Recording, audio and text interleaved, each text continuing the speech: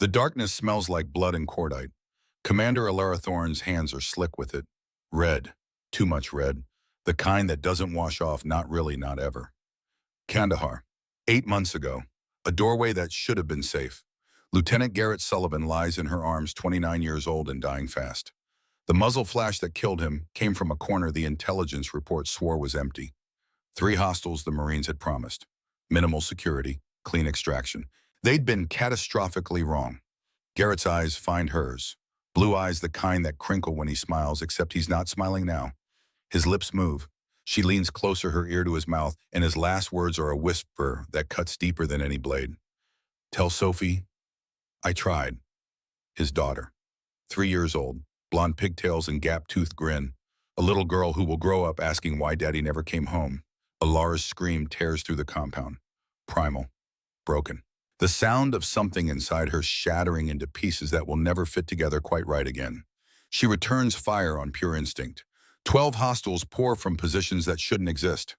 The compound is a fortress, not the light target the intelligence promised. Owen Briggs dies in the courtyard, his body jerking as rounds punch through Kevlar like it's tissue paper. Nora Quinn bleeds out from shrapnel, her hand reaching for Alara's falling short by inches that might as well be miles. 3 bodies, 3 flag-draped coffins, 3 families destroyed, all because someone was too confident to verify, too arrogant to question, too proud to admit they might be wrong. The after-action report blamed no one specifically. Fog of war, imperfect intelligence, acceptable losses. Alara stared at those words until they burned into her retinas. Acceptable losses. As if Garrett Sullivan was acceptable. As if his daughter growing up without a father was just the cost of doing business. The intelligence had come from Marine Force Recon, Bravo Company, a unit so certain of their assessment they'd dismissed contradictory reports from local sources. Their assumptions had killed her friends. Now Alara was going to make sure it never happened again. Cut to black. Title card 8 months later. Camp Lejeune. North Carolina. The sun sets over Camp Lejeune like a wound bleeding out across the horizon. Alara sits in her car outside the main gate, engine idling, studying the file in her lap. The tab reads, Bravo Company, Force Recon, Evaluation Priority Critical. Inside the folder, 42 faces stare back at her. 42 Marines who have no idea their careers hang by a thread. 42 men who think they're invincible, untouchable, above consequence. She knows better. Her fingers trace the service photo of Staff Sergeant Declan Cross, 36 years old. Square jaw, hard eyes. The kind of face that's seen combat and come back changed. Bronze Star from his Kandahar deployment. Commendations that suggest competence. But recent performance reviews hint at something darker. Decline. Substance issues. The notation that made General Webb's blood boil. Dismissed multiple harassment complaints without investigation. Declan Cross had signed off on the Kandahar intelligence. His signature, bold and confident, sits at the bottom of the report that killed her friends. He'd been so sure.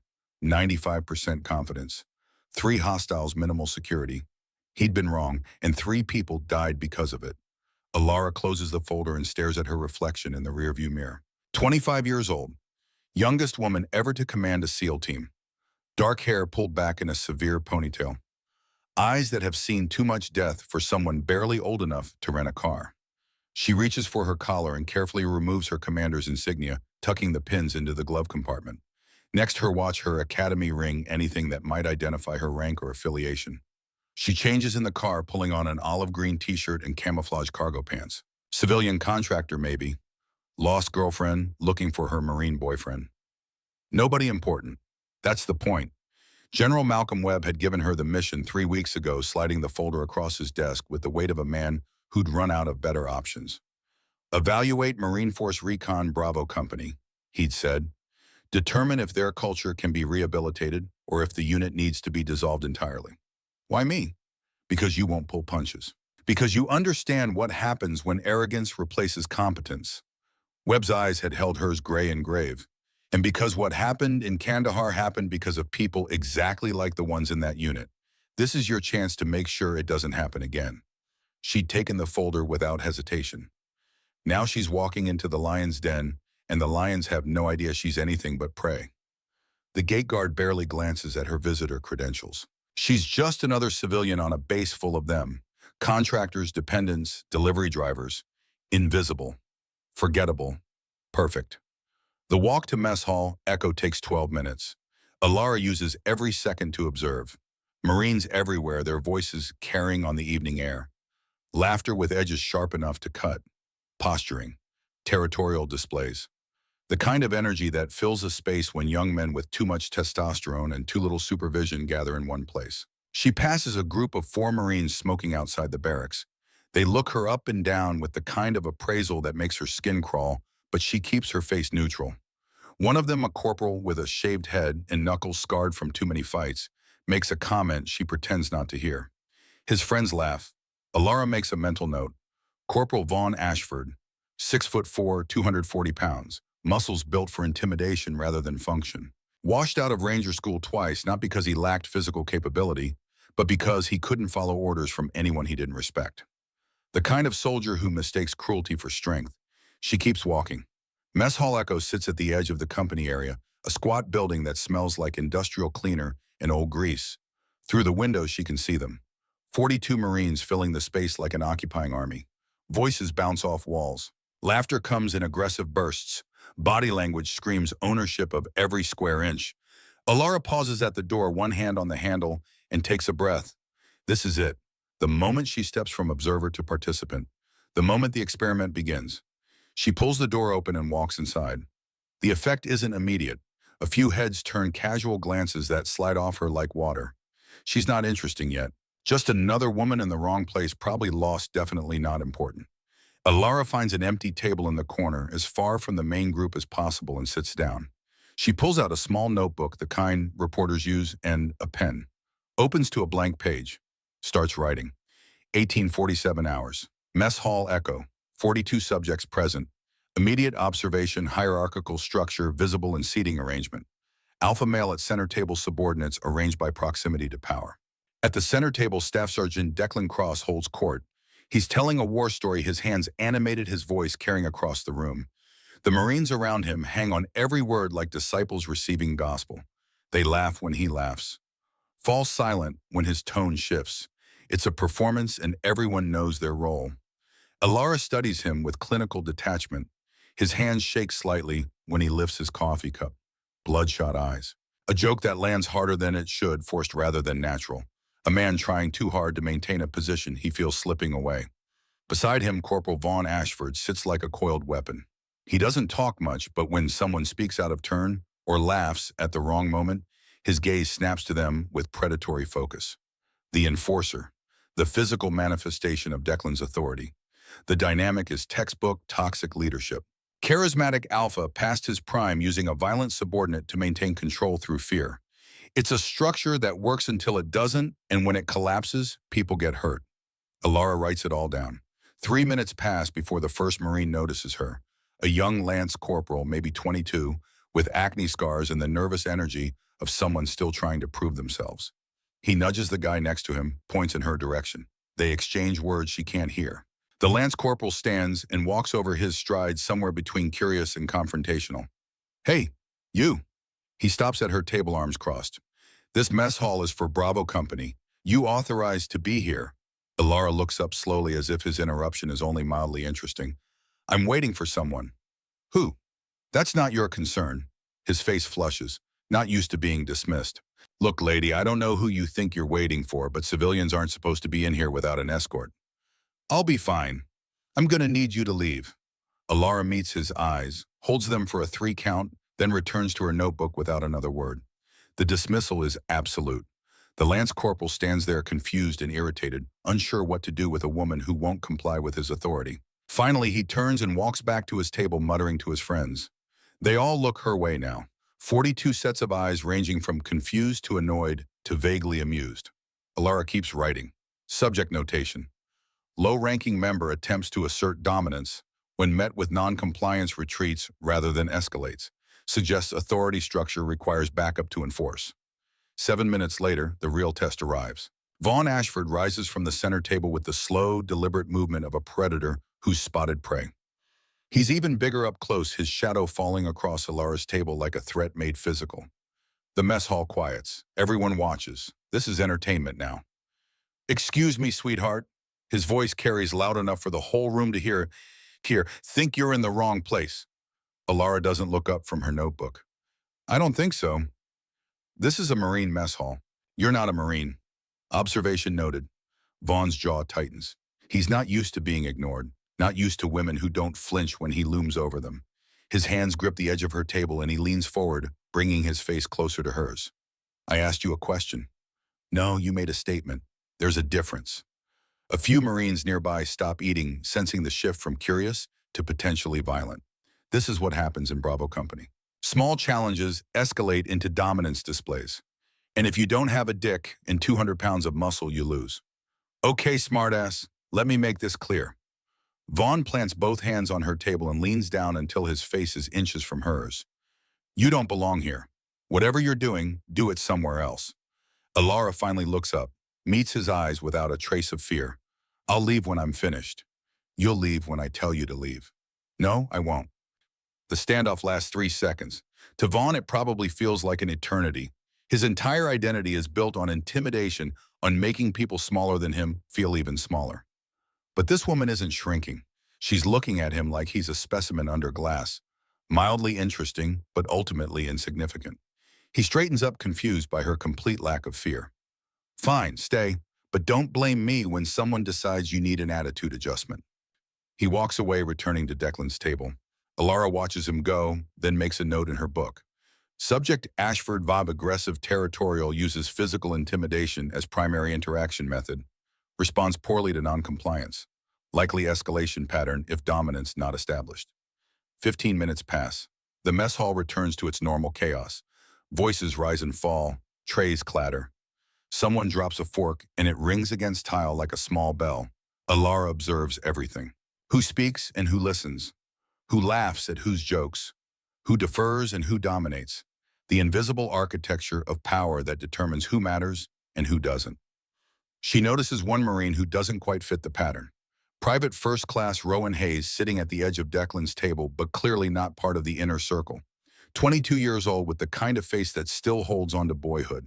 He eats quietly, doesn't participate in the conversation, flinches slightly whenever Vaughn's voice gets too loud. A recruit who hasn't been fully indoctrinated yet. Or someone who has serious doubts about the culture he's joined. Either way, a potential ally. Alara makes a note. At 19:23 hours, Declan notices her. He says something to Vaughn, gestures toward her corner table. Vaughn shrugs, says something back. Declan's eyes narrow. There's something about her presence that bothers him. Something about the way she sits, the way she observes, the way she doesn't seem afraid. Harrison, go find out what she's writing. Vaughn grins. With pleasure, Sarge. He crosses the mess hall again, this time with slower, more deliberate steps. Every Marine in the room watches. This is the main event now, the moment when the outsider gets put in her place. Alara sees him coming. She doesn't close her notebook, doesn't try to hide what she's writing. Let him look. What you writing there, sweetheart? Notes. Notes about what? Things I've observed. Vaughn reaches down and grabs the notebook before she can react. His massive hand closes around it and yanks it away, his grin widening as he holds it up like a trophy. Let's see what's so important. He flips it open and starts reading aloud. Corporal Vaughn Ashford, 27 years old, 2 failed attempts at Ranger School.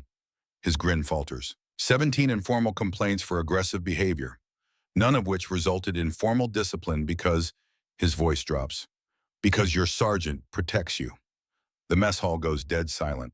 Vaughn stares at the notebook, then at Alara, his face cycling through confusion, anger, fear. How the hell do you know that? Alara's voice is ice. I know a lot of things, Corporal. Now give me my notebook. I don't know who you think you are, but you need to learn some respect. Respect is earned, Corporal, not demanded. That's when Vaughn makes his decision. The decision that will define the rest of his career. The decision he'll replay in his mind 1,000 times, wondering what would have happened if he'd made a different choice. He reaches out and grabs Alara's ponytail. The massive hand closes around her dark hair and yanks backward hard enough that her neck snaps back at a painful angle, hard enough that her chair scrapes against the floor, hard enough that every person in that room knows exactly what kind of man Vaughn Ashford is. I think you need a lesson in manners, sweetheart. 42 Marines watch. Some look uncomfortable. Most look entertained. Not one of them speaks up. Not one of them says stop. Not one of them stands between a violent man and a woman half his size. Alara doesn't cry out, doesn't struggle, doesn't show any sign of pain.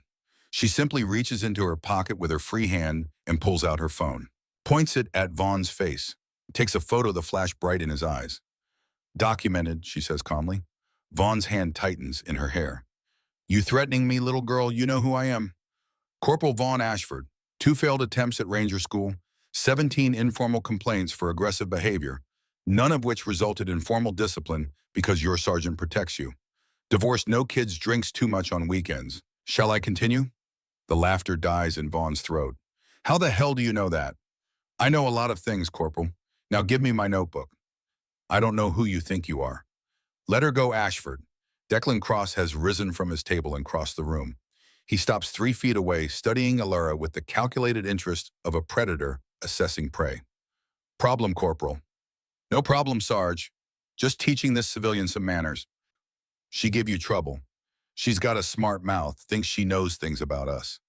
Declan looks down at Alara, his bloodshot eyes taking in every detail. Her calm expression, her steady breathing, the complete absence of fear. That's so. What kind of things? Alara's voice doesn't waver despite the hand twisted in her hair. Staff Sergeant Declan Cross, 36 years old, former All-State linebacker, 2 tours in Afghanistan, Bronze Star with Valor. But your performance reviews have been declining for 18 months. Your commanding officer submitted a concerns memo last quarter, and you've been drinking more than you should. Declan's face goes pale, then red with fury. Who the hell are you? Someone you should have treated with respect. Ashford let her go. But Sarge, I said let her go.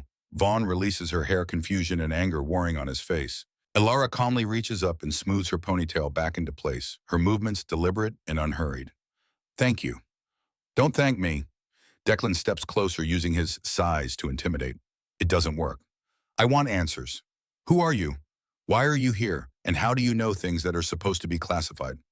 Alara stands slowly. She's shorter than both men, but somehow she seems to take up more space than either of them. The air around her hums with coiled tension. My name is Alara. I'm here to observe.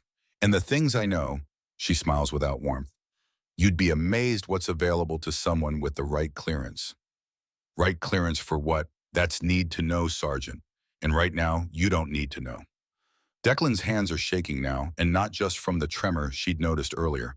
He's losing control of a situation he should dominate, and he has no idea why. Listen to me carefully. He steps closer, voice dropping to something dangerous. I don't know what game you're playing, but this is my unit, my mess hall, my Marines. You don't walk in here and start making notes and dropping classified information like you own the place. I'm not trying to own anything, Sergeant. I'm just doing my job. What job? Alara's smile widens slightly. Observation. Observing what? Everything. The tension in the mess hall is thick enough to cut. 42 Marines watch their sergeant face off against a civilian woman who shows no fear whatsoever. It's unprecedented. Impossible. The natural order of things turned on its head. Declan's hands shake harder. I want you out of my mess hall, now. I'll leave when I'm finished. You'll leave when I tell you to leave. No, Sergeant, I won't. Declan reaches for her arm, his fingers closing around her bicep, and that's when everything changes. The mess hall doors bang open with enough force to make everyone jump. A man in dress blues walks in with the bearing of someone who expects immediate obedience. 3 stars gleam on his shoulders, silver hair swept back from a weathered face that's seen more combat than most of these Marines could imagine. General Malcolm Webb. His voice could command attention from a hurricane. Attention on deck. Every Marine in the room snaps to their feet. Chairs scrape, boots crash together, spines straighten into perfect vertical lines. The sound of 42 men moving as one. Alara remains seated. Webb walks directly to where Declan stands, frozen, his hand still on Alara's arm. The general stops 3 feet away. His eyes sweep the scene with the cold efficiency of a man cataloging evidence. Declan's aggressive stance, Vaughn's confused expression, Alara's calm demeanor. Staff Sergeant Cross, care to explain why you're manhandling a superior officer? Declan's face goes white. His hand drops from Alara's arm like it's been burned. Sir, Commander Alara Thorne, SEAL Team 7, your new evaluator. Webb's voice could freeze lava. And based on what I just witnessed, your worst nightmare. The silence that follows is absolute. Every Marine in the room stares at Alara with expressions ranging from shock to horror to dawning realization. The woman they threatened, the woman whose hair Vaughn grabbed, the woman Declan tried to physically remove. A SEAL team commander, one of the most elite special operators in the United States military. And now she holds their careers in her hands. Elara stands slowly. When she speaks, her voice carries to every corner of the room with the kind of authority that doesn't need volume.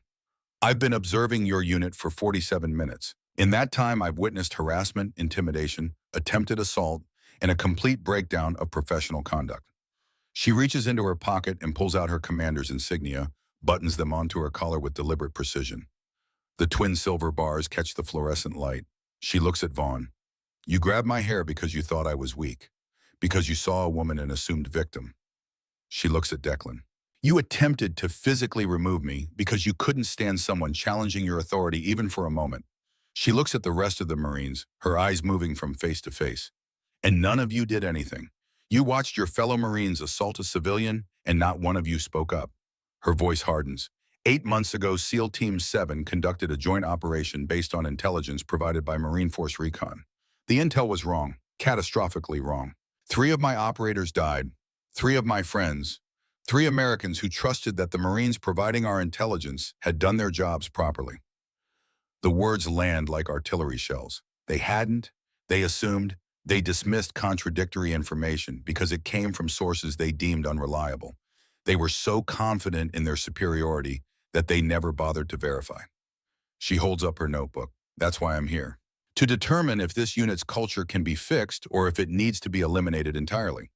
Based on what I've seen so far, she pauses, letting the weight of her words settle on every Marine in the room. You're not making a strong case for survival. Declan finds his voice. Commander, we didn't know. That's exactly the problem, Sergeant. You didn't know. You assumed. You saw a woman in civilian clothes and you assumed she was nobody.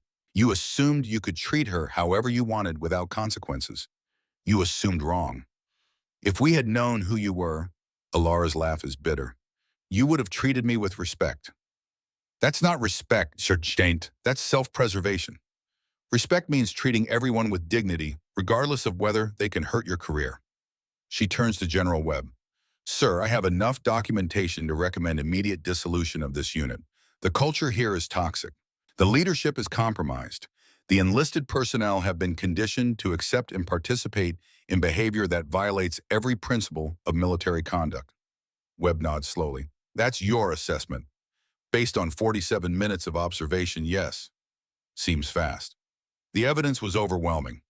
Webb looks at Declan and Vaughn at the 40 Marines standing at rigid attention with terror in their eyes. Staff Sergeant Cross, you have something to say. Declan swallows hard. His earlier confidence has evaporated completely, replaced by the desperate calculation of a man watching his career collapse in real time. General, sir, with respect, we made assumptions. Bad ones. But this unit has served with distinction. Past performance doesn't excuse present behavior, Sergeant. I know, sir, I know. Declan's voice cracks. But if the commander would give us a chance to demonstrate that we can change. Can you? Elara's voice cuts through. Can you actually change, Sergeant? Or will you just learn to hide your behavior better when someone's watching? We. Declan's words die. That's what I thought. Elara turns toward the door. The message is clear. She's done here. The evaluation is over. The verdict is guilty. Commander? The voice comes from the back of the room. Quiet, young, uncertain. Private First Class Rowan Hayes. Elara stops. Yes. Rowan steps forward, his body language screaming discomfort. Every Marine in the room stares at him like he's lost his mind. You don't contradict a commander. You don't speak out of turn. You definitely don't challenge a decision that's already been made. But Rowan does it anyway. Permission to speak freely, ma'am. Granted. I've been in this unit for 4 months. And you're right. Everything you said, it's true. The harassment, the intimidation, the culture that says anyone different is a target. His voice steadies as he speaks, growing stronger. But not everyone here agrees with it. Some of us, we just didn't know how to fight it. We didn't have any support. Didn't have anyone who would listen. He looks at Declan, then at Vaughn. What they did to you tonight was wrong. What they've done to others was wrong. But if you shut down this unit, the Marines who actually want to do the right thing get punished along with the ones who don't. Elara studies him for a long moment. What's your name? Private Hayes, ma'am. Rowan Hayes. How old are you, Hayes? At 22, ma'am. You know you just publicly challenged your senior NCOs. That takes courage. Or stupidity. Despite everything, Rowan almost smiles. Ma'am, I think they're often the same thing. Ilara's expression softens just barely. She turns back to General Webb. Sir, I'd like to modify my recommendation. Webb raises an eyebrow. I'm listening. 48-hour evaluation extension. Practical assessment rather than observation only. She looks at Declan. I'll give them a chance to demonstrate capability. If they can capture me in a controlled exercise, the unit survives. If they can't, she lets the implication hang in the air. Webb's other eyebrow joins the first. You're proposing a one-woman exercise against 42 Marines. I'm proposing an opportunity for this unit to prove they're more than what I witnessed tonight. Declan steps forward. Commander, we accept. Whatever parameters you set, we'll meet them. You don't even know what I'm proposing, Sergeant. Doesn't matter. You're giving us a chance we don't deserve. We'll take it. Ilara's eyes are cold. Assignment, understand something. This isn't mercy. This is validation. If you fail, I'll have proof that this unit is beyond rehabilitation. If you succeed, you'll have proven you're capable of growth. And if we succeed, then we start the real work. But that's a conversation for another time. Ilara checks her watch. The exercise begins at 600 tomorrow. Your objective is to locate and capture me within 48 hours. Rules of engagement will be provided at 0500. She walks toward the door, then stops. Oh, and Sergeant Cross. Yes, ma'am. The intelligence for this exercise will include some contradictory information. I'd recommend you verify before you assume. She leaves without another word. General Webb remains for a moment, his eyes sweeping the room with the weight of judgment. Gentlemen, I've known Commander Thorne for 3 years. I've seen what she can do. If I were you, I'd spend tonight praying and planning. He pauses at the door. Dismissed. He follows Ilara out, leaving 42 Marines standing in stunned silence. Declan finally speaks. Ashford Blake Hayes, my office. Now. As they file out, Rowan remains behind for just a moment. He looks at the door where Ilara disappeared, and for the first time since joining this unit, he feels something he'd almost forgotten. Hope. Declan Cross's office feels smaller than usual, with 4 men crammed inside, their collective tension filling every corner like a physical presence. The walls are covered with plaques and photos from better days. Afghanistan deployment photos. Commendation ceremonies. A younger Declan shaking hands with generals, his eyes clear, his smile genuine. That man is gone. Vaughn Ashford slams his fist against the wall hard enough to leave a dent in the drywall. This is complete bullshit. Watch your mouth. Declan's voice is razor sharp despite the tremor in his hands. We're already in deep enough. She's one woman, Sarge, one against 42 of us. How hard can this be? Hard enough that a 3-star general flew in personally to watch. That shuts Vaughn up, but the anger radiating off him doesn't diminish. He's a man whose entire identity is built on physical dominance, and tonight a woman half his size made him look like a fool in front of everyone who matters. Specialist Kieran Blake stands near the window, his lean frame silhouetted against the darkening skyline. 29 years old, sharp-minded, the unit's intelligence specialist. He's been unusually quiet since the mess hall incident, his eyes distant with calculation. She knew things, Kieran says finally. Personal things about all of us. That means she had access to our files before she walked in. So, Vaughn's voice is still hot with humiliation. So this wasn't random. She didn't just show up. She's been planning this, studying us, learning our weaknesses. Declan sits down heavily in his chair. The tremor in his hands is worse now, visible, even in the dim light. His right hand moves unconsciously toward the desk drawer where he keeps a flask. Stops, falls back to his lap. What are you saying, Blake? I'm saying she wanted us to underestimate her. Wanted us to make exactly the mistakes we made. This whole thing, the civilian clothes, the notebook sitting alone in our mess hall, it was bait. And we took it like hungry fish. Private First Class Rowan Hayes speaks up for the first time since entering the office.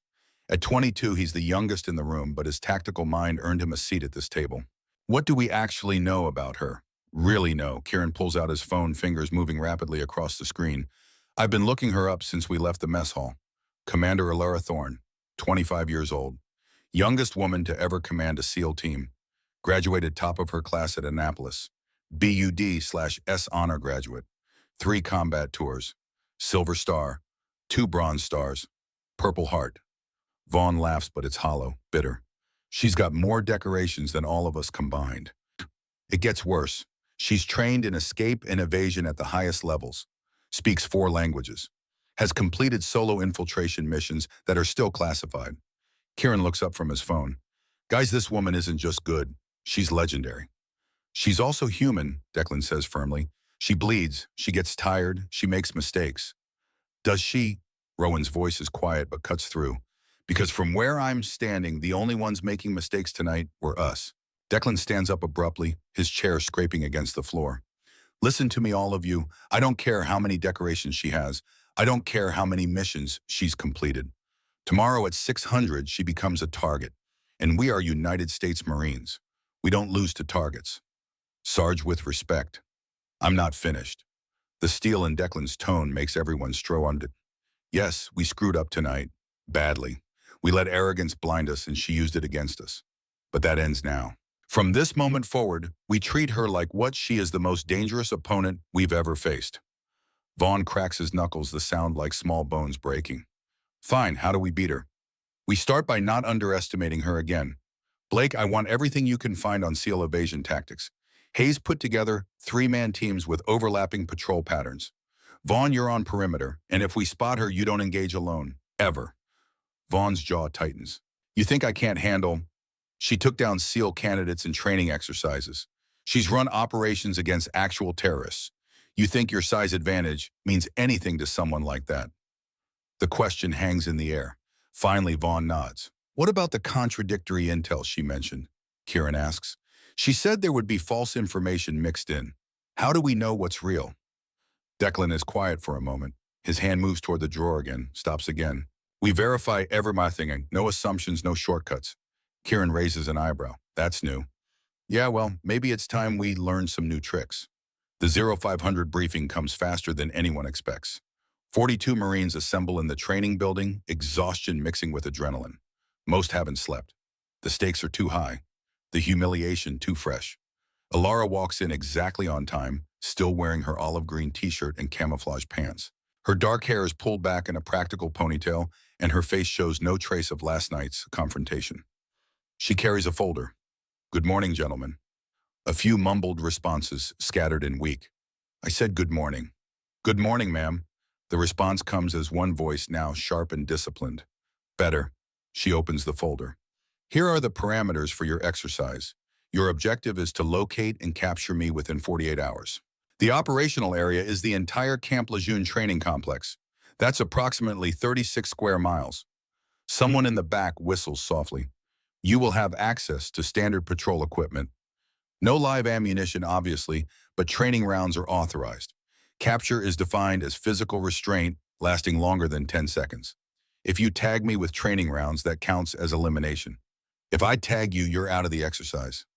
What about you, ma'am? Declan asks. What equipment do you have? Alara smiles slightly.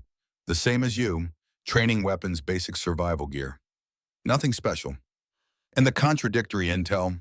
Alara pulls 3 sheets from her folder and hands them to Declan. These are intelligence reports from 3 different sources regarding my probable location and tactics. 2 of them are accurate. 1 is completely false. Part of your test is determining which is which. Declan looks at the papers in his hands like they might explode. How are we supposed to know? Verify, cross-reference, use your judgment. Her smile doesn't reach her eyes, or don't, and see what happens. She checks her watch. The exercise begins in exactly 1 hour. I'll have a 5-minute head start. After that, I'm fair game. She turns to leave, then stops. Oh, and gentlemen, in Kandahar, the Marines who provided our intelligence were absolutely certain they were right. They had multiple sources. They had experience. They had confidence. Her voice hardens. They were also wrong, and 3 of my friends died because of it. Don't make the same mistake. She walks out, leaving 42 Marines staring at 3 pieces of paper that might determine their futures. Declan spreads the intelligence reports on a table. His team gathers around. Report A describes Alara heading for the northern woods using dense vegetation as cover for a guerrilla-style evasion pattern. Specific coordinates, movement predictions, detailed terrain analysis. It looks professional, thorough, credible. Report B claims she'll go urban hiding in maintenance buildings and using the base's infrastructure to avoid detection. Moderate detail, reasonable assumptions, standard intelligence language. Report C indicates that she'll stay mobile, never remaining in one location for more than 30 minutes, constantly moving to prevent any pattern from developing. Sparse information, vague predictions, almost too simple. Which one's the lie, Rowan asks. That's the million-dollar question. Kieran studies the reports over Declan's shoulder. The Northern Woods report has the most detail. Specific coordinates, movement predictions. It looks the most professional, which might mean it's the fake. Too much detail could be a red flag. Or it could mean it's the most accurate because they had better surveillance, Vaughn counters. Declan rubs his eyes. He hasn't slept at all, and the familiar craving for a drink gnaws at his insides. His hands shake as he holds the papers. What does your gut tell you, Blake? My gut tells me she's going to do something none of these reports predict. That's not helpful. It's honest. The hour passes like a heartbeat. At exactly 600, a signal flare arcs across the sky, red against the pale dawn. The exercise has officially begun. Alara has already vanished. Declan splits his forces into 3 groups. Vaughn leads 12 Marines north toward the woods. Kieran takes 14 into the urban sector. 16 remain on mobile patrol, ready to respond wherever she appears, if she appears. Vaughn's team moves through the northern forest with weapons ready, spacing themselves 10 meters apart. The woods are quiet, too quiet. Vaughn has been in enough combat zones to know that silence often means danger. Anyone got eyes on anything? Negative. Nothing here. Ghost Town Corporal. Vaughn presses forward, his massive frame moving surprisingly quietly through the underbrush. A branch snaps somewhere to his left. Contact, contact left. Within 12 weapons swing toward the sound. 12 Marines brace for engagement. A deer bursts from the brush and bounds away, white tail flashing. Stand down, just wildlife. Damn, thought we had her. Stay focused, she's out here somewhere. 2 hours into the exercise, they find the first sign. A piece of olive green fabric caught on a branch, fluttering in the morning breeze. Sarge, we got something. Vaughn examines the fabric. It matches Alara's shirt exactly. She came through here recently. Fabric's still damp from morning dew. Which way? Vaughn studies the ground. There are faint impressions in the soft earth, barely visible but definitely human. Boot treads heading deeper into the forest. North, deeper into the woods, just like the intel said. He radios Declan. Bravo lead, this is Northern Team. We have confirmation. Target heading north through grid reference Charlie 7, pursuing. Copy that, Northern Team. Stay sharp. Don't get tunnel vision. Roger, Bravo lead, Northern Team out. Vaughn waves his team forward. They're closing in. He can feel it. The thrill of the hunt pulses through his veins, familiar and intoxicating. Except they aren't closing in at all. 3 miles away, Alara watches the Northern Team through a pair of binoculars she'd liberated from an unmanned vehicle depot during her preparation week. She's positioned on a rooftop in the maintenance sector, comfortable and visible, completely safe. She'd planted that fabric herself, of course, along with the carefully manufactured boot prints leading deeper into the woods. She'd done it 3 days ago, knowing exactly how Declan would split his forces, knowing exactly which evidence they'd trust. The Northern Intelligence report was the false one, but she'd made sure to provide enough evidence to make it seem accurate. Physical proof trumps analysis every time. By the time Vaughn's team realizes they're chasing ghosts, she'll be long gone. Alara lowers the binoculars and takes a bite of an energy bar. She has a long 48 hours ahead. In the urban sector, Kieran leads his team through the maintenance buildings with methodical precision, checking every corner, every shadow, every possible hiding spot. Nothing. She's not here. She has to be somewhere. Yeah, but not here. This feels wrong. Kieran trusts his instincts. They've kept him alive through 2 deployments, and right now his instincts are screaming that they're wasting time. Pull back, regroup with mobile patrol. But the intel said, the intel might be wrong, we need to think differently. As they withdraw, they pass Building 7. The door is slightly ajar, which is unusual. Kieran signals for his team to hold position and approaches carefully. Inside, he finds an observation post. Someone had moved equipment to create a hidden vantage point overlooking the entire maintenance sector. Fresh water bottles, empty MRE wrappers, a small cushion for sitting during long watches. She was here, Kieran says into his radio.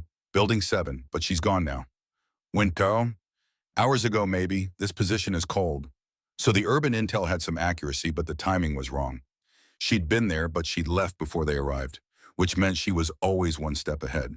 Or she'd known exactly where they would search and had simply moved on. 4 hours in the mobile patrol has covered 12 miles of territory with nothing to show for it. Declan is getting frustrated. They have 42 Marines, the best training the Corps could provide, in a target area they know intimately. And one woman is making them look like amateurs. Anything? Negative, Sarge. Northern team still tracking north. Found more signs. She's moving fast. Blake on urban sectors are clear, starting to think that report was the fake. Declan stares at the map in his hands, the 3 intelligence reports spread before him. 2 accurate, 1 false. What if he'd gotten it backward? All units hold position. I need to think. He spreads the reports on the hood of his Humvee, studies them with fresh eyes, trying to see past his own assumptions. The Northern report. Highly detailed. Specific coordinates, professional formatting. Everything about it screams credible intelligence. The urban report, moderate detail. Reasonable assumptions. Standard language. The mobile report. Sparse information. Vague predictions. Almost too simple. Too simple. Declan had been trained to respect complexity, to assume that more detail meant more accuracy. But what if Alara had played on that assumption? What if the simplest report was the accurate one? Blake, get back here. I need your analysis. Hippo, 5 minutes later, Kieran is studying the reports with fresh perspective. I think I see it, he says slowly. The Northern report, it's too perfect, too detailed, like someone wanted us to believe it. And the urban report, possible but generic. It could apply to any target in any urban environment. There's nothing specific to Thorn, which leaves mobile, which is exactly what a SEAL would do. Never stay still, never establish a pattern. Keep moving until you find an opportunity. Declan nods slowly, feeling something click into place. She's not hiding. What do you mean? I mean, we've been thinking about this wrong. We're treating her like prey. Someone trying to escape, but she's not trying to escape. Kieran's face goes pale as understanding dawns. She's not running from us. She's hunting us. Exactly. Oh God, call everyone back. Now. The recall order goes out at 10:43 hours, but it's too late for 3 of Vaughn's men. Alara had circled behind the Northern team while they chased phantom footprints. Moving with the silence that had earned her the nickname Ghost during SEAL training, she'd picked off the stragglers one by one. The first Marine doesn't even see her. One moment he's scanning the trees ahead, the next he feels the impact of training rounds against his chest and hears Alara's voice in his ear, soft and almost kind. You're dead. Return to base. The second tries to turn and fire. Alara is faster. 2 rounds before his weapon even comes up. You're dead too. The third, a young corporal named Davis, actually manages to get a shot off. It goes wide, missing Alara by 3 feet as she moves like water between the trees. Better, she says as her return shot tags his shoulder, but not good enough. By the time Vaughn realizes his team is being decimated, he's lost 3 men, and Alara has vanished again, a ghost that was never really there. Contact. We have contact. She's here. But she isn't. Not anymore. Vaughn's radio crackles. Declan's voice tight with urgency. Northern team, what's your status? Down 3, Sarge. She hit us from behind, picked off our tail. Fall back to Rally Point Alpha. Do not pursue. But Sarge, that's an order, Corporal. Fall back now. Vaughn gathers his remaining 9 men and starts moving south, the taste of failure bitter in his mouth. They'd been hunting a ghost, and the ghost had been hunting them. By 1600 hours, Bravo Company has lost 7 Marines to Alara's counterattacks. 7 out of 42 in 10 hours. Declan gathers his remaining forces at the central command post, his face grim. We're doing this wrong. No kidding. Vaughn's voice is bitter. He'd lost 3 of his own men, and his pride is bleeding worse than any wound. She's not evading. She's using our own tactics against us while we spread out looking for her. So what do? Kieran asks. We stop spreading out. We concentrate, make her come to us instead of us going to her. She'll just wait us out. Will she? Rowan speaks up. She has 48 hours to either escape or eliminate us. If she can't find isolated targets, she'll have to take risks. Declan considers this. What about a trap? Explain. We set up a position that looks vulnerable. Small team, obvious location, easy approach. She thinks she's picking off more stragglers, but we have backup hidden and ready to close in. Kieran shakes his head. She'll see through it. She's too experienced. Maybe, maybe not. The key is making it look authentic. Real vulnerability, not staged. How do you fake real vulnerability? Declan's jaw tightens. You don't fake it. You use actual vulnerability. Everyone stares at him. I'll be the bait. Sarge, no. Vaughn steps forward. If she gets you, we lose everything. If we don't do something, we lose anyway. She's picking us apart piece by piece. We need to change the game. There has to be another way. There isn't. Declan looks around at his remaining men. I'm the one she wants. I'm the one who tried to intimidate her. I'm the symbol of everything she's evaluating us for. If anyone can draw her out, it's me. The silence that follows is heavy with unspoken objections. Finally, Kieran nods. If we're doing this, we do it smart. Hidden positions, multiple firing lines. The moment she engages, we collapse on her location. Agreed. And Sarge, Kieran's voice is unusually soft. Don't die. Wasn't planning on it. But before they can execute the plan, something happens that changes everything. At 17:15 hours, as the sun begins its descent, a single gunshot echoes across the compound. Not a training round. The sound is wrong, too sharp, too final. Declan's radio crackles. Bravo lead, this is Perimeter 6. We have a situation. Female Marine Building 3. Urgent medical needed. Declan's blood runs cold. There's only one female Marine in Bravo Company. Bennett, it's Bennett. They find Private First Class Willa Bennett on the roof of the barracks, a service pistol on the ground beside her, her hands shaking as she stares at the weapon, like she can't believe what she almost did. Alara is already there. The commander sits beside Willa, not touching her, just present. When Declan and the others arrive, Alara holds up one hand. Stop. Give us a minute, Alara says quietly. Declan nods and positions his men at the roof access, giving them space. I couldn't do it, Willa whispers. I picked it up. I put it in my mouth, but I couldn't. Because you're stronger than you think, Alara says. I'm not strong. If I was strong, I would have fought back when Vaughn, her voice breaks. Fighting back isn't the only kind of strength. You filed 7 reports. 7 times you stood up and said this is wrong. That's courage. Nobody listened. I listened. Alara pulls something from her pocket, a small audio recorder. Tomorrow, you're going to wear this, and Vaughn is going to talk to you, and this time everyone will hear what he says. Willa looks at her with red-rimmed eyes. Why are you helping me? Because 8 months ago I couldn't save the people I loved. Lieutenant Garrett Sullivan died in my arms because someone didn't do their job properly. I couldn't save him. Alara's voice cracks. But I can save you. She meets Willa's eyes. You're not alone anymore. Tomorrow we fix this. But tonight you need to promise me you'll be here tomorrow. I don't know if I can. Yes, you can, because you're going to help me change this unit. You're going to help me make sure no other woman has to go through what you went through. But I need you alive to do it. Willa is quiet for a long moment.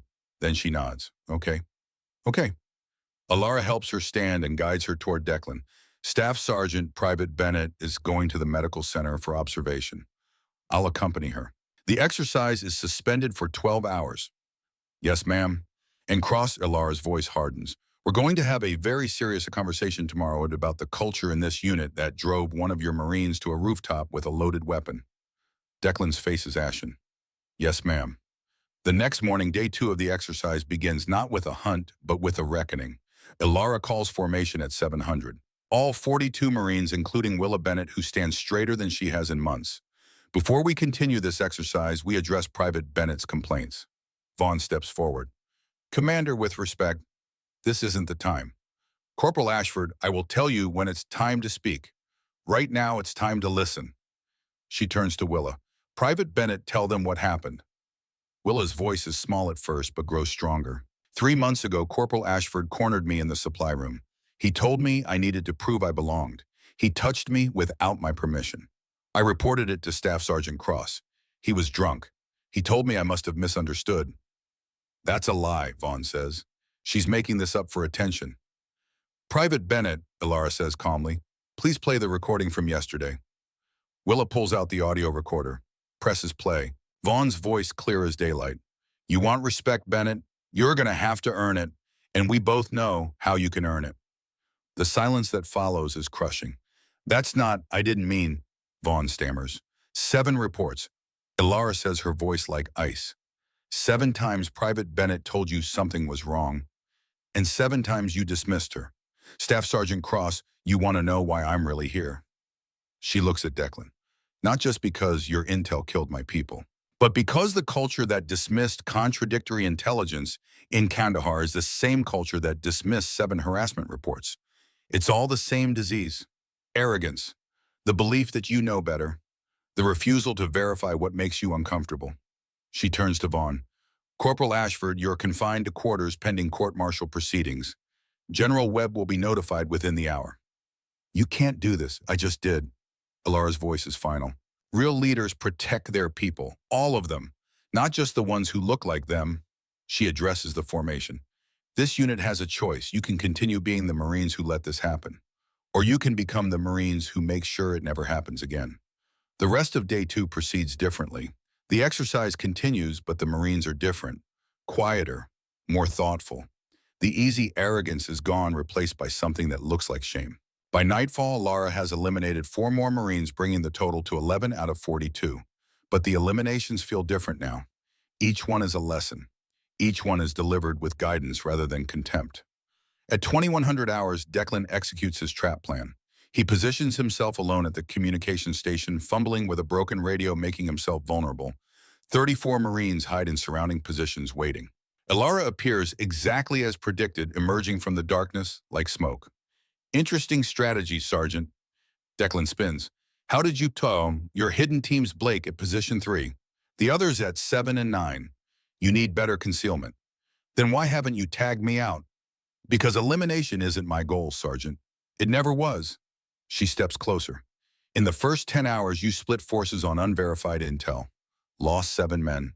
Then you adapted, questioned assumptions, came up with new strategies. And tonight you used yourself as bait. And that's leadership, real leadership. Not the kind that dismisses reports because they're inconvenient.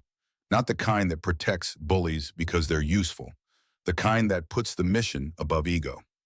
Alara pulls out dog tags from her pocket. Garrett Sullivan's name gleams in the moonlight. A sergeant just like you signed off on Kandahar intel. Too confident to verify. Too proud to admit uncertainty. My best friend died because of it. Her voice breaks. When you put yourself at risk tonight, you showed me something. You showed me there's a leader somewhere under the alcoholic, under the enabler, under the man who's been hiding for 2 years. I don't know if that's true. Then make it true. Because the next time you lead men into combat, they'll trust you with their lives. Make sure you deserve that trust. She steps back into the shadows. Exercise continues. 28 hours left, but now you understand what's really at stake. She disappears. Declan stands alone, her words echoing. His hands aren't shaking. The craving for alcohol has faded. For the first time in 2 years, he feels completely painfully sober.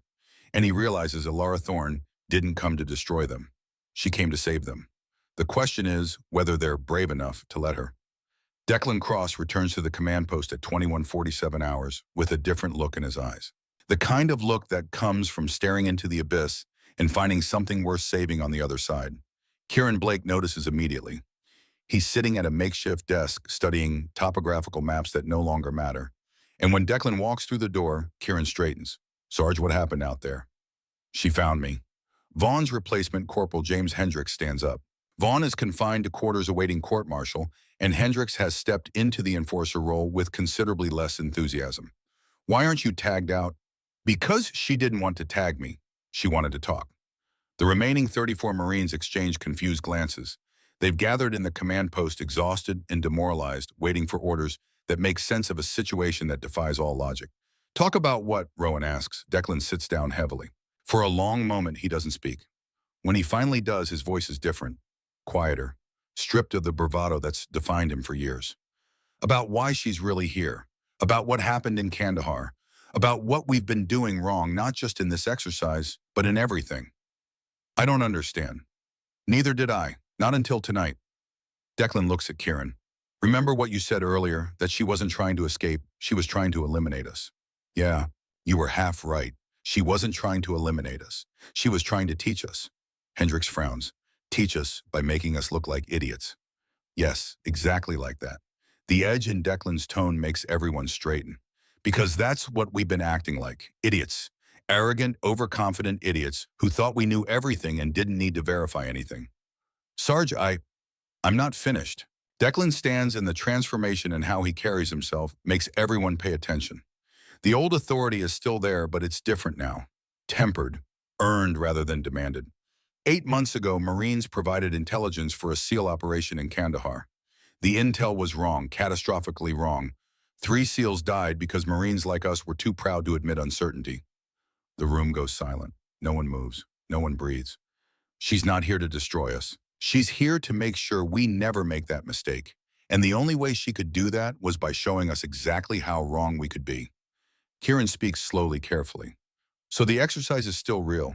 We still have until 600 tomorrow to capture her. Yes. But the point isn't whether we win or lose. The point is whether we learn.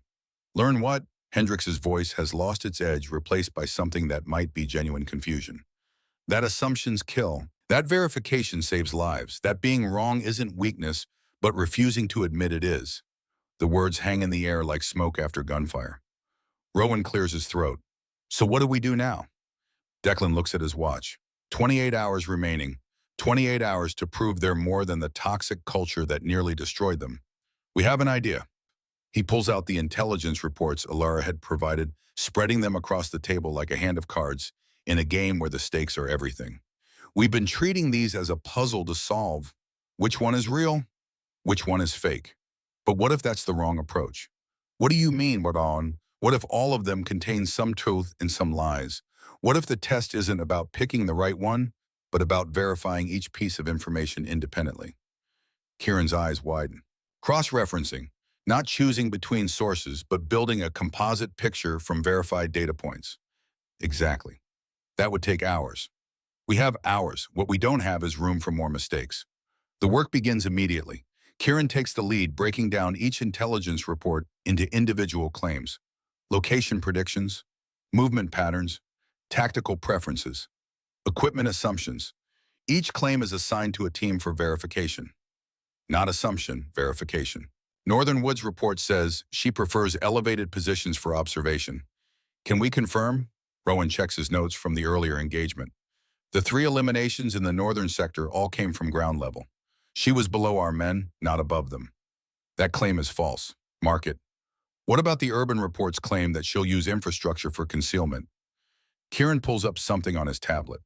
The maintenance buildings were clear when we searched initially, but wait. His fingers move rapidly across the screen. We found signs of recent access in Building 7. Someone had moved equipment to create a hidden observation point. So she was there but left before we arrived. Which means the urban intel had some accuracy, but the timing was wrong. Mark it. Keep going. By 0200 hours, they've verified or debunked 63 individual data points. A pattern emerges clear as daylight, but invisible until now. Alara isn't following any single intelligence profile. She's combining elements from all 3, creating an unpredictable, hybrid approach that would be impossible to anticipate using traditional analysis. She's not using any playbook. Kieran says something like admiration in his voice. She's writing her own. Then we need to write ours. Declan studies the verified data spread before them. She prefers ground-level approaches. She uses infrastructure when available but doesn't rely on it. She stays mobile but returns to areas she's already cleared because she knows we won't search them twice. That's a pattern. It's better than a pattern. It's a vulnerability. Hendrix leans forward, interested despite himself. What do you mean? She returns to cleared areas, which means if we clear an area and then secretly leave a team behind, we catch her coming back. Exactly. But Rowan, who's been listening quietly from the corner, speaks up. Sarge, permission to speak. Go ahead. If we're really trying to learn from this, maybe we shouldn't be trying to catch her at all. Everyone turns to look at him. What are you talking about? Hendrix's voice is hostile. That's the whole point of the exercise. Is it? Rowan stands his ground despite the intimidating stares. Commander Thorne said the test isn't about winning or losing, it's about learning. What if the best way to pass isn't to capture her, but to show her we've actually changed? And how do you propose we do that? Rowan takes a deep breath. We ask her for help. The silence that follows is deafening. Hendrix laughs sharp and bitter. You want us to surrender, to admit we can't beat her. I want us to admit we have more to learn than we can figure out in 8 hours. That's not surrender. That's intelligence. It's weakness. No. Odu, Declan's voice cuts through the argument. It's exactly what she's been testing us for. Everyone stares at him. Think about it. The whole exercise has been about whether we can put aside our arrogance and admit when we're wrong. Hayes is right. Trying to capture her through tactics we've already proven are inadequate. That's not strength. That's stubbornness. So what we just give up? We don't give up. We change the game. Declan looks at Rowan with new respect. How do you suggest we contact her? Rowan almost smiles. She's been watching us all night. She knows where we are. If we want to talk, we just need to make it clear we're not a threat. And how do we do that? We stop acting like hunters and start acting like students. At 0300 hours, Declan makes a decision that will define the rest of his career. He orders all remaining Marines to converge on the central command post. No hidden positions, no ambush teams. No tactical advantage whatsoever. 34 Marines standing in the open, weapons holstered under the harsh glow of portable lights. Vulnerable. Honest. She's going to think it's another trap, Hendricks mutters. Maybe. But if she's as smart as we think she is, she'll know a trap wouldn't look this obvious. They wait. 315. The night is cold. Someone coughs. Someone else shifts their weight boots, scuffing against gravel. 316. A Marine checks his watch, whispers to the man next to him. 317. Nothing moves in the darkness beyond their circle of light. 318. Alara emerges from the shadows like she'd materialized from the darkness itself. She stops 20 feet away, her expression unreadable. The portable lights cast her shadow long behind her. Interesting formation, Sergeant. We're not hunting anymore, Commander. I can see that. Her eyes sweep the assembled Marines, cataloging everything. Why by Wayne? Declan steps forward away from his men, putting himself in the most vulnerable position possible. Because we finally understand what you've been trying to teach us. And what's that? That victory means nothing if you don't learn anything. That admitting weakness takes more courage than pretending strength. That the mission is never more important than the people who carry it out. Alara studies him for a long moment. That's quite a revelation for one night. It's been quite a night. She glances at the Marines behind him. 34 men standing at attention, weapons, holstered, egos suppressed. Not surrendering, but choosing to learn. Who suggested this approach? Declan nods toward Rowan. Private Hayes. First deployment, 4 months in the unit. The one who spoke up in the mess hall. The same. Alara walks toward Rowan. The young Marine stands his ground, but she can see the nervousness in his eyes, the way his hands clench and unclench at his sides. Private Hayes, what made you think this would work? Honestly, ma'am, I wasn't sure it would, but trying the same thing over and over wasn't working. And my drill instructor always said the definition of insanity is doing the same thing and expecting different results. Smart drill instructor. He was a SEAL, ma'am, retired, said the best operators aren't the strongest or the fastest. They're the ones who know when to fight and when to think. Alara's expression softens almost imperceptibly. He taught you well. She turns back to Declan. Staff Sergeant, in the last 24 hours, your unit has demonstrated almost every failure mode I've ever encountered in military culture. Arrogance, assumption, aggression without purpose. Tactical rigidity in the face of adaptive opposition. Declan nods. Yes, ma'am. But in the last 3 hours, something changed. You started verifying instead of assuming. You started collaborating instead of competing. And ultimately, you made the hardest decision any commander can make. You admitted you couldn't solve the problem alone. We learned from our mistakes, ma'am. Some of you did. Alara's gaze sweeps the assembled Marines. The question is whether that learning is real or whether it will evaporate the moment I leave. It won't. How can you be certain? Declan is quiet for a moment. When he speaks, his voice is raw with honesty. Because I haven't had a drink in 120 hours, and for the first time in 2 years, I don't want one. The confession hangs in the air. Hendricks shifts uncomfortably. Kieran looks away. The rest of the unit stands frozen, processing what their sergeant just revealed. I've been hiding, Declan continues, hiding behind aggression, hiding behind bravado, hiding behind the bottle because it was easier than admitting that I peaked years ago and have been coasting ever since. He meets Alara's eyes directly. You scared the hell out of me, Commander. Not because you're dangerous, though you are, but because you showed me exactly what I'd become, and I didn't like what I saw. Alara doesn't respond immediately. When she does, her voice carries a weight that makes everyone listen. Sergeant Cross, 8 months ago, I knelt beside my best friend's body in a doorway in Kandahar. His blood soaked through my gloves. His eyes were open, and I had to close them. And all I could think was that he'd trusted me to keep him safe, and I'd failed. Her voice cracks slightly, then steadies. The failure wasn't mine. It was the intelligence. But that didn't matter. 3 of my people died, and I had to carry that weight. I had to knock on doors and tell families that their loved ones weren't coming home. I had to write letters that couldn't possibly explain why good people died for bad information. She looks at Declan. You want to know why I'm here? Why I designed this exercise? Why I let you humiliate yourself before revealing who I was? Yes, ma'am. I came here because 3 of my people died from a culture of arrogance. I needed to know if that culture could be transformed or if it was too deeply rooted to save. Her eyes sweep the Marines again. The answer I've seen tonight gives me hope. But hope isn't enough. Hope doesn't prevent the next Kandahar. Only action does. What kind of action? Ilara reaches into her pocket and pulls out a folded piece of paper. These are my preliminary findings for General Webb. Based on the first 24 hours, I was prepared to recommend dissolution of Bravo Company. Declan's face goes pale. But based on the last 3 hours, I'm modifying that recommendation. Conditional survival, pending intensive retraining, and cultural rehabilitation. You're giving us a chance. I'm giving you an opportunity to earn a chance. There's a difference, Obrika. Ilara unfolds the paper. The exercise ends in 2 hours. Technically, you haven't captured me. Technically, you've lost. She tears the paper in half. The sound is sharp in the quiet night. But I'm not interested in technicalities. I'm interested in whether this unit can become what the Marine Corps needs it to be. Humble, adaptive, willing to admit weakness and learn from failure. She drops the torn pieces. They flutter to the ground like wounded birds. Tomorrow at 0800, we begin a new kind of training. Not Marines trying to capture a SEAL. Marines and SEALs learning from each other. Partners instead of adversaries. Ma'am, with respect. Hendricks steps forward, his voice uncertain. What Ashford did to you, what he did to Bennett, I knew about it. I saw it happening and I said nothing. Why would you want to help people like us? Ilara turns to face him directly. Because punishment doesn't change culture, Corporal. Education does. You said nothing because you were taught that loyalty to your fellow Marines meant protecting them even when they're wrong. That silence in the face of injustice is somehow honorable. She pauses.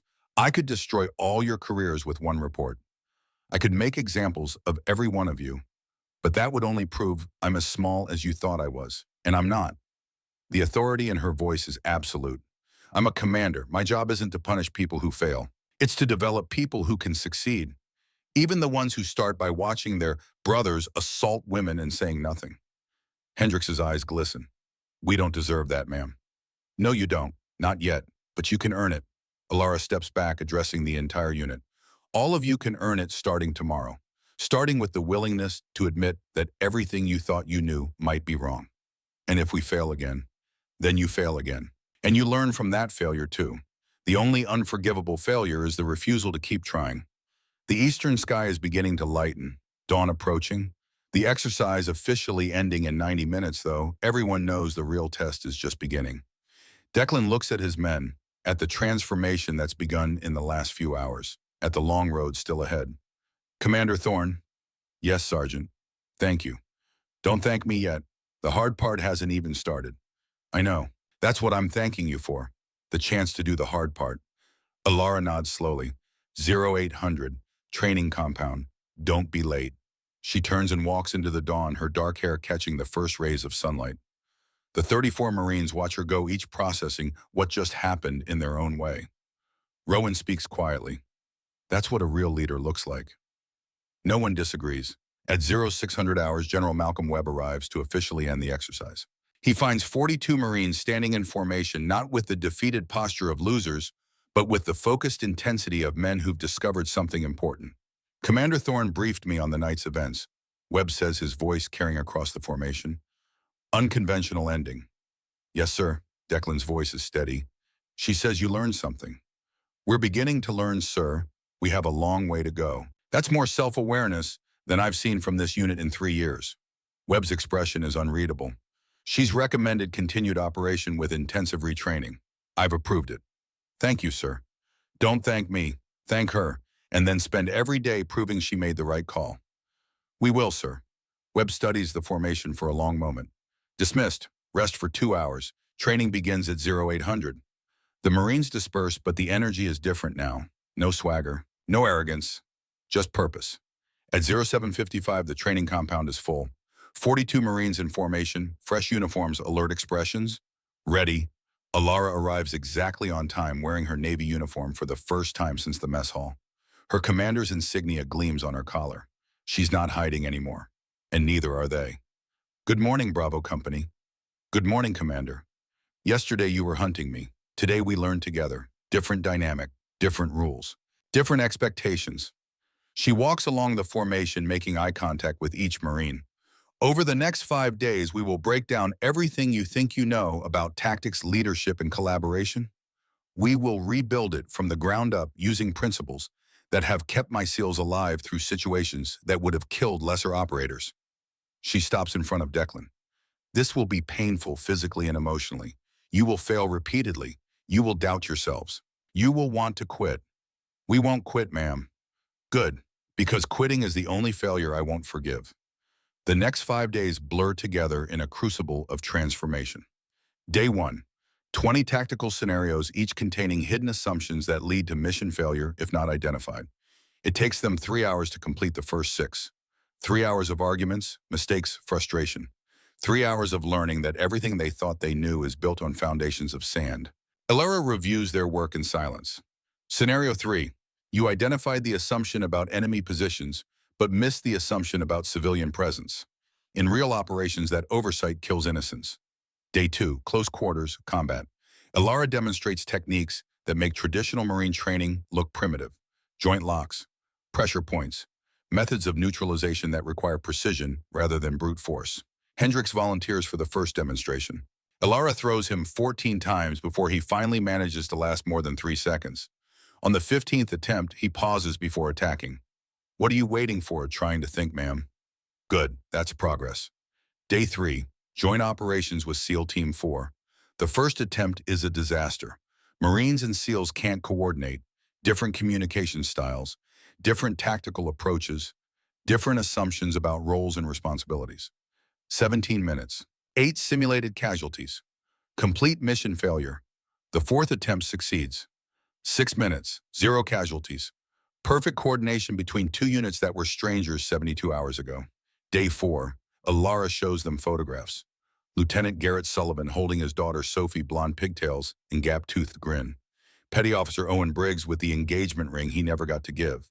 Petty Officer Nora Quinn's mother, gray-haired and waiting for money that will never come. When you make assumptions that kill people, you don't kill statistics. You kill human beings with leaves and loves and people who miss them. Her voice breaks. I think about them every day. Every single day, and I ask myself what I could have done differently. She looks at Declan. The Marines who provided the intelligence that got them killed, they'll never know their names. They'll never see these photographs. They'll never understand the weight of what their assumptions cost. She pauses. I want you to understand. I want you to carry this weight, because that's the only way to ensure you never contribute to it. Hendricks stands. Ma'am, I watched Ashford harass Bennett for 3 months. I said nothing. I didn't see her as a person. I saw her as someone else's problem. His voice is rough with emotion. And now I see you as someone who lost people she loved. Someone who carries weight I can't imagine. Someone who chose to teach us instead of destroy us even though we didn't deserve it. He meets her eyes. That's leadership I've never seen before, and I want to learn it. Alara studies him for a long moment. That honesty is worth more than any apology, Corporal. Hold on to it.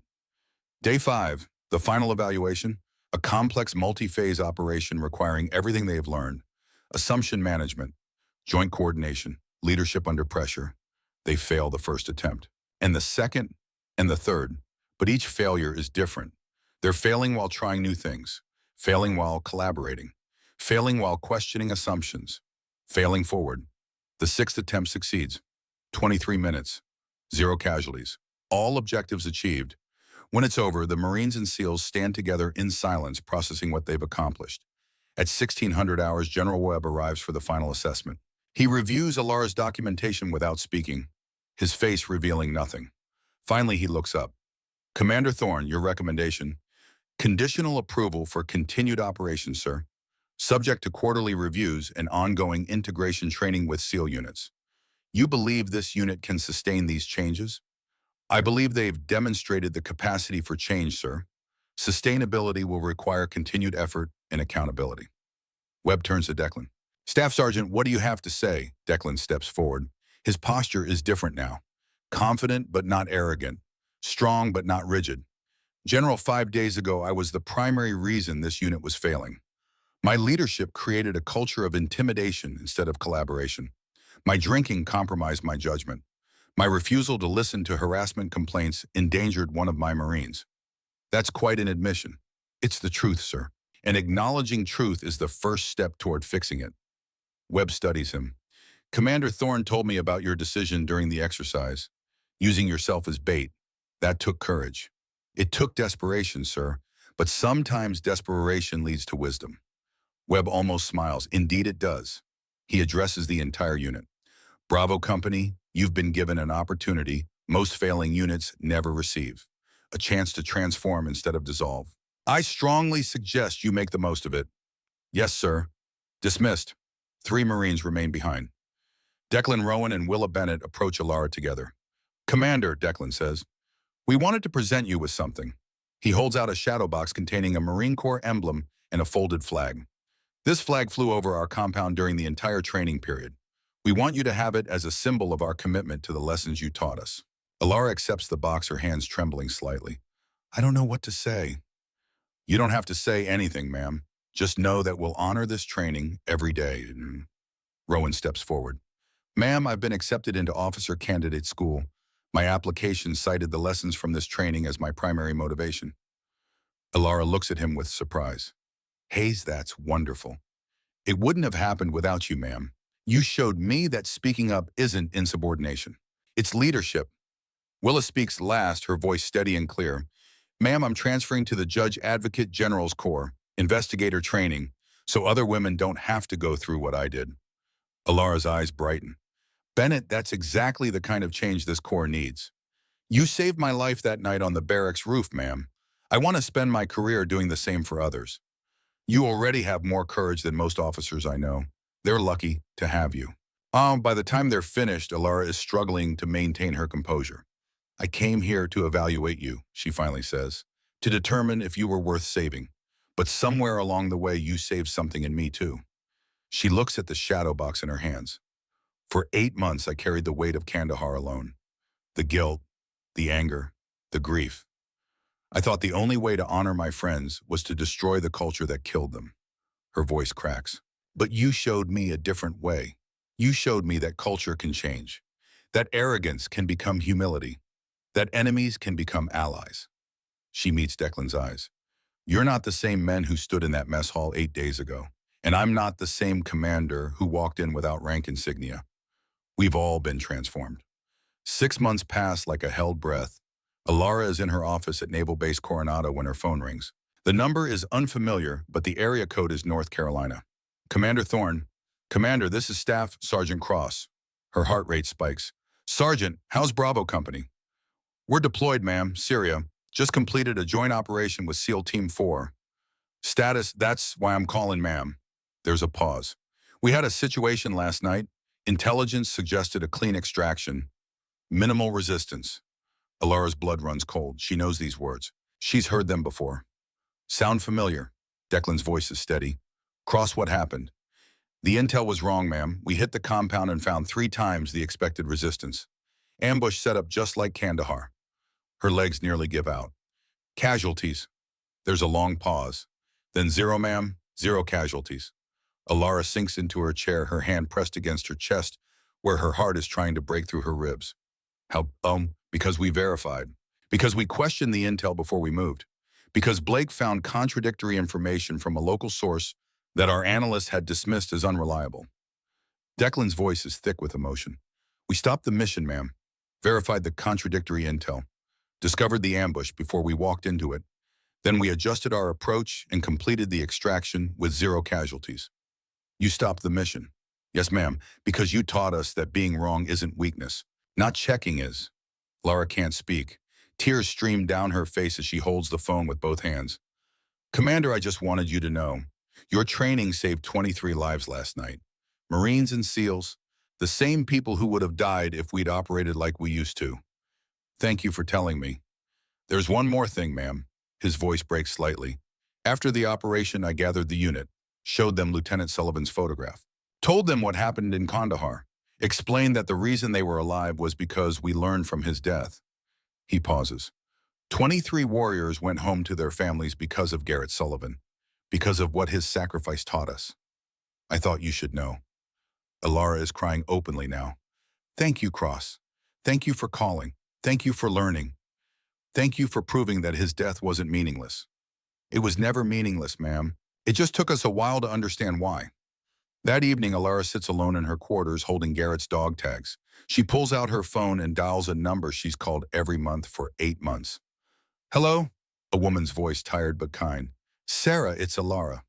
Alara, Sophie, come here, sweetie. It's Aunt Alara. A child's voice, bright and innocent. Hi, Aunt Lara, guess what? I lost my front tooth. Alara closes her eyes, tears streaming down her face. That's wonderful, Sophie. Your dad would be so proud. Mommy says Daddy's a hero. Is that true? Yes, sweetheart, the biggest hero I ever knew. And you know what? This week, Daddy saved 23 people. Really, how? Because people learned from him. They learned to be careful, to check things twice, to keep each other safe, just like he always did. There's a pause. Then Sophie's voice, small but certain. Then Daddy's still helping people. Yes, baby, he always will be. After they hang up, Alara whispers to the dog tags, Rest easy, Gar. Sophie knows you're still fighting, and so do I. 1 year later, the Marine Corps officially adopts the Thorn Protocol as standard training at all major bases. Every Marine who completes the training learns 3 names: Lieutenant Garrett Sullivan, Petty Officer Owen Briggs, Petty Officer Nora Quinn. Every Marine understands why verification matters more than confidence. Every Marine carries the weight of Kandahar as a reminder of what arrogance costs. At General Webb's retirement ceremony, Alara stands before a crowd of military leaders, politicians, and press wearing her dress blues with commander's insignia gleaming. General Webb asked me to talk about leadership, she begins, about what makes great warriors. She pauses. I used to think I knew the answer. Strength, skill, courage, the qualities we see on recruiting posters. She shakes her head. I was wrong. The truly great warriors aren't defined by what they can do. They're defined by what they're willing to learn. Her voice strengthens. General Webb spent 40 years learning from victories and defeats, learning from friends and enemies. He never stopped questioning, never stopped growing. She meets his eyes. That humility made him the finest leader I've ever served with. She holds up the photograph she still carries. These 3 warriors died because people were too confident to verify their assumptions. Their sacrifice taught me that humility isn't weakness, it's survival. She sets the photograph on the podium. Lieutenant Garrett Sullivan, Petty Officer Owen Briggs, Petty Officer Nora Quinn. They're the reason the Thorn Protocol exists. The reason 42 Marines transformed from a liability into one of the finest units in the Corps. Her voice cracks. They didn't die in vain. They died so others could live. And as long as their lessons are taught, they will never truly be gone. She salutes Webb. To the finest warriors past and present, may their legacy guide us all. The crowd rises in standing ovation. 3 years later, Alara receives new orders. Another base, another toxic unit, another chance to transform destruction into creation. She walks into a mess hall without rank insignia, wearing civilian clothes, carrying a notebook. A young corporal approaches her. Excuse me, ma'am, this mess hall is for Marines only. Alara smiles. I know, I'm just observing. Observing what? Everything. The corporal frowns. You're going to need to leave. I'll leave when I'm finished. The weight of authority in her voice makes him hesitate. Who are you? Alara's smile widens. Someone who's going to change your life. You just don't know it yet. She sits down at a corner table and opens her notebook. The cycle continues, not because the military is broken, but because excellence requires constant vigilance, constant teaching, constant transformation. Commander Alara Thorn learned that lesson in a blood-soaked doorway in Kandahar. Now she spends her career ensuring that lesson lives on, one transformed unit at a time, one saved life at a time, one legacy at a time. Because the best leaders don't just win battles. They create more leaders. They turn failure into wisdom, arrogance into humility, enemies into allies. That's the truth Alara discovered in a mess hall where a Marine grabbed her hair. That's the legacy she carries forward. And that's the gift she gives to every warrior who comes after her. The gift of transformation, the gift of humility, the gift of learning.